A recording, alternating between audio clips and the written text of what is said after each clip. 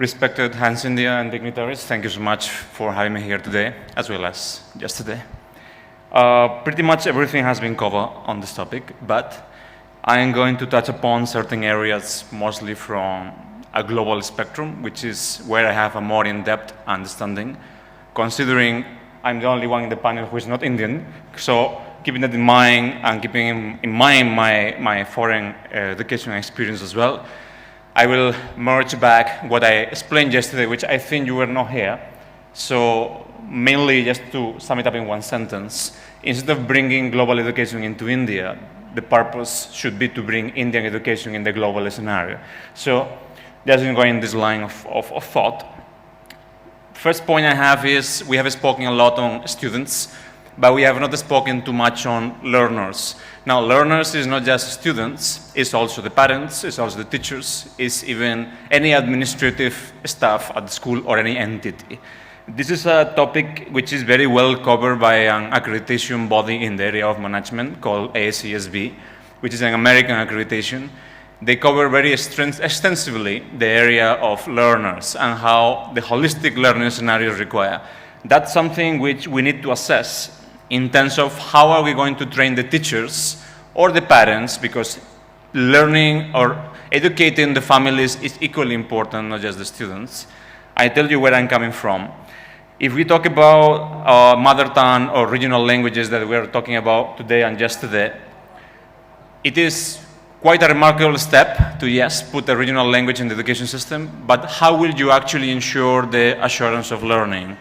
If you have in class certain students that are learning from different languages, how will you ensure that all of them are perceiving and absorbing the learning in the same way, despite the different languages? At the same time, you must know, when you talk about AOL, the assurance of learning, you talk about direct and indirect attainment. When you talk about direct attainment, it's the assessments, the examinations, the capstone projects. But when you're talking about indirect attainment, you have to collect feedback from the government, from the corporates, from the industry. How we done that? And if we have not done it, then maybe it's time to do it at your institutional level in order to ensure that that learning is absorbed by the students. Because end of the day, we can put on subjects such as opera, music, sports in the curriculum. No problem at all. However, is that going to just reflect on paper and there's going to be a class deliver, or there is going to be any sort of incoming going to the students? They're going to really absorb it, the value of it. And if so, how are you measuring it? That measurement is required, not just through general Bloom's taxonomy, but other areas that are covered in the OL are also important. A third point I have, which we have not discussed at all, is the microcredits. Now, this is a pretty, you can say, Western European American concept, which is the stackable microcredits. Here, you can have microcredits from either different educational institutions, along with industry, along with platforms such as Coursera or EDX or Swayam in India. There are various options to do it. I tell you one option that we normally pursue in case of Washington University. If we have an MBA program, which is a 2-year program, in that MBA program, one of the options is a microcredit system, which is in line with pursuing dual degree as per the NEP.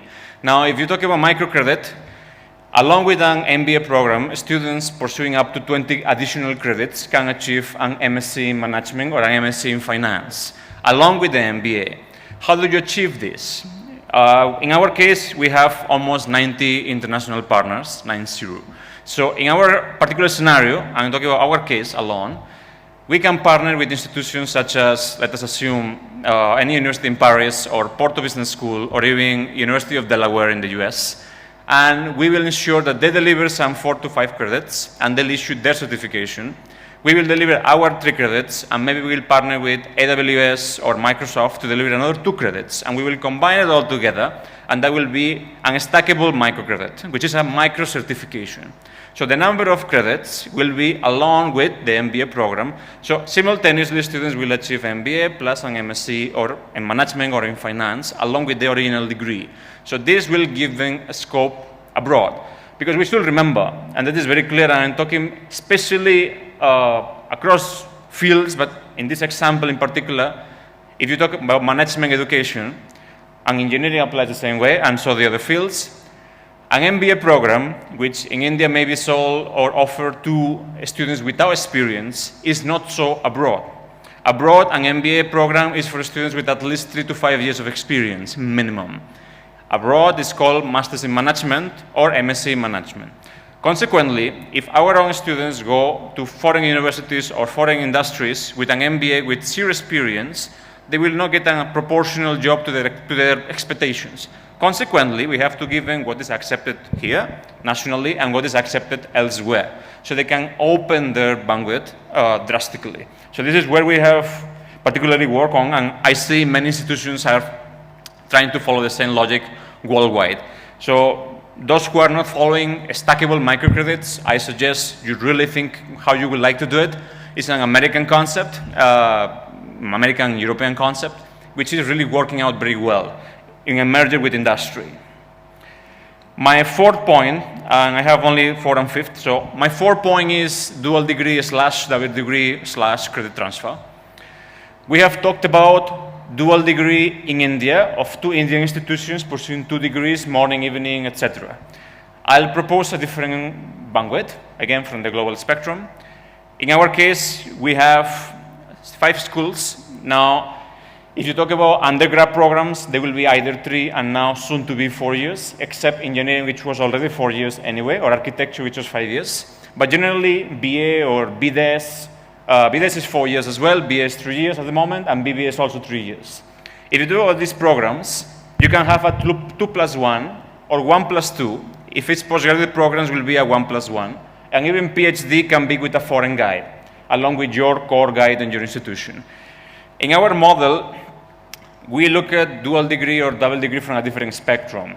We ensure that at least in a cohort of master degree students, out of the cohort of 200 or 100, 30 will go to a foreign institution for 1 year. So they will pursue a 1+1. The first year of degree in India, the second year of degree in a foreign university of our partner line, they will all be offered a discounted rate. So instead of paying the tuition fees which they normally offer, they will offer maybe 40% less of those tuition fees. And accommodation and food tends to be free by them.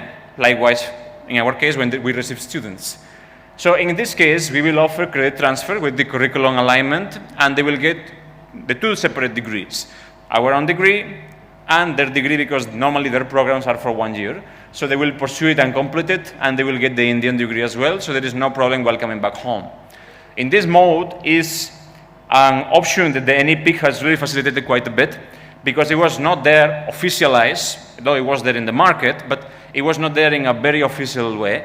So it has really made easy that international spectrum. But one very important point which you have seen on the news, top global universities, top by the rankings, of course, they wish to come in India now and set up campuses, such as Harvard, Stanford, Oxford, and the like. We should be a bit careful with that. I'll tell you why. Their educational guidelines are different, and though they may adjust to their Indian guidelines, we should keep in mind that bringing global education into India does not mean the quality will rise. Instead, you have to raise it internally from bottom level, including schooling, and then you will go into the global scenario. No, not by importing that education in the picture. So that is quite important. I am telling you this, having studied all my degrees abroad, that there is, in the last 10 years I've been here, I found that Dr. Raul, 2 minutes. 2 minutes. I found that Indian education has true core value from the last 2,000 years plus. You should not forget that, you should not lose that. If you lose the historical or heritage component to it, you will fall prey to foreign practices which may or may not apply here. So that has to be remembered. And the last point, and with this I end, beyond academicians and industry, we have to educate families and parents and other stakeholders. We introduced an NEP. Have the parents read the NEP?